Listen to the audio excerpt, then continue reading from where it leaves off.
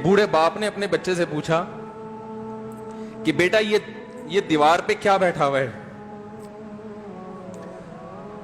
तो बेटे ने कहा कौवा। क्या कहा? कौवा। बूढ़े ने फिर पूछा, आज की जो यंग जनरेशन है ना, वो अपने बाप के ज्यादा सवालात बर्दाश्त, बोलो ना, वो खुदा की कसम सारा दिन मोटिवेशनल स्पीकर को सुनती रहेगी ना, फिर भी अपने बाप की बात उसको बर्दाश्त नहीं होगी। दम ही नहीं है इसमें, मुआशरे की इस्लाह है ही नहीं। तो उस बूढ़े ने कहा कि बेटा ये क्या है, ये क्या है? तो बेटे ने क्या जवाब दिया? कौवा। दोबारा उसने पूछा, बेटा ये क्या है? बेटे ने क्या कहा? कौवा। तीसरी दफा पूछा तो कोई बहुत ही शरीफ खानदान का बेटा था, तो तीसरी दफा में सवाल बर्दाश्त कर गया। वरना आज नौजवान के पास बूढ़े बाप और बूढ़ी मां को बर्दाश्त करने का हौसला नहीं है। 2-3 सवालात पर ही आग बगोला हो जाते हैं। वो मुझसे कहते हैं मेरे अब्बा ऐसे, मेरे पापा वैसे। ओ भाई, अगर तेरे अब्बा अच्छे होते तो अच्छा, तो दोस्त भी हो तो उसके साथ अच्छा सलूक करना चाहिए ना।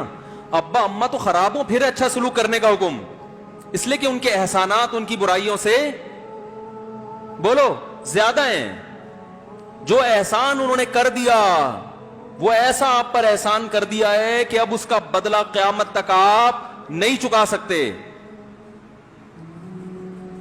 तो वो बाप ने दोबारा पूछा, तीसरी दफा पूछा ये क्या है? तो बेटे ने कहा क्या एक एक सवाल की पख लगा के रखी हुई, कुछ और काम कर लो अब्बा, बार बार एक ही सवाल रिपीट कर रहे हो।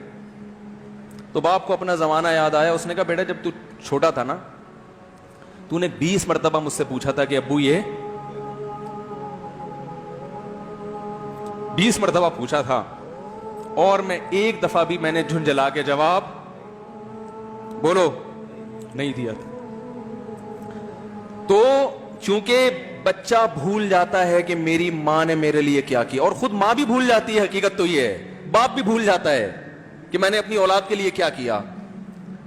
अल्लाह चूंकि याद रखता है, इसलिए उसने कुरान में बार बार मां बाप को बयान किया है, बहुत ज्यादा। ववस्सैनल इंसान, फरमाया ऑर्डर नहीं दे रहा,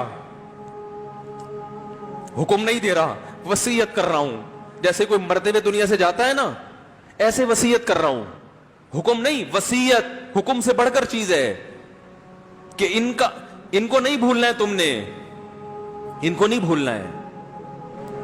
तो मेरे लिए सबसे मुश्किल जो टॉपिक है ना, वो वालिदैन के हुकूक पे बात है, क्योंकि जज्बात बोलने नहीं देते, साथ दिमाग को अपना हटाता हूं मैं। जो आजकल वालिदैन के साथ हो रहा है, अपनी बीवी को देखा करो यार, कैसे पालती है, कैसे पालती है बच्चों को आपके, देखा करो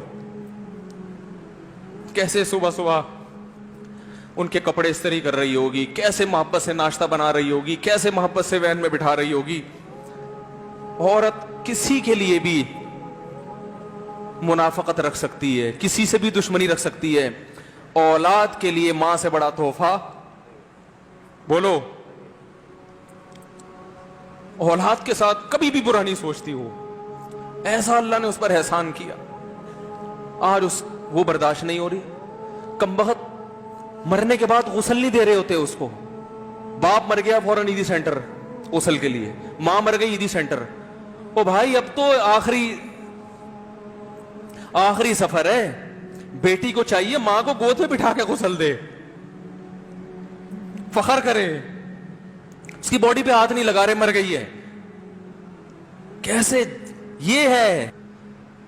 तो अल्लाह के यहां मेरे भाई तुम्हारी दौलत की कोई वैल्यू बोलो नहीं है। तुम कितने बड़े साइंटिस्ट बन जाओ, पहले इंसान बनो। इंसान कुछ दुनिया सलूट करेगी मरने के बाद, खुदा नहीं मानेगा।